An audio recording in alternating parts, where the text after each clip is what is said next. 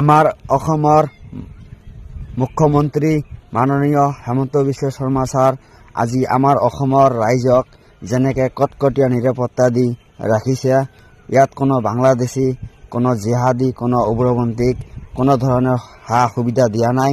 মই আজি আপোনালোকৰ চেনেলৰ জৰিয়তে আহ্বান কৰোঁ মাননীয় মুখ্যমন্ত্ৰী মহোদয়ক, আমাৰ অসমৰ ৰেল লাইনৰ ওপৰেদি য'ত য'ত হাতী যাতায়াত কৰে তাতে ৰেলৱে আৰু বন বিভাগৰ মাজত বুজমিল কৰি ঠিক তেনেকুৱা কটকটীয়া নিৰাপত্তা দিয়ে ৰেল আৰু হাতীৰ মাজত, এনেকুৱা যাতে আৰু কেতিয়াও দুৰ্ঘটনা নহয় তাৰে আহ্বান জনাইছোঁ।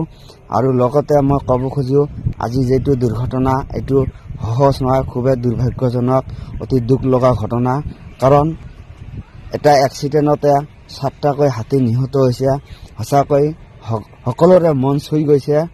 আৰু চবতকৈ ডাঙৰ কথা যে যেনে তেনে ওপৰৱালাই আজি গাড়ীখনত ৰক্ষা কৰিছে, নহ'লে ইয়াতকৈ বেছি কিবা হ'ব লগা হ'লে আমাৰ আজি অসম বা গোটাই ভাৰতবৰ্ষৰ মানুহৰ কাৰণে এটা দুখ লগা আৰু আফচোচৰ বিষয় হ'ল হয় যেন। গতিকে মই মাননীয় মুখ্যমন্ত্ৰী মহোদয়ক আহ্বান কৰোঁ যে এনেকুৱা দুৰ্ঘটনা আৰু কেতিয়াও যাতে নহয়।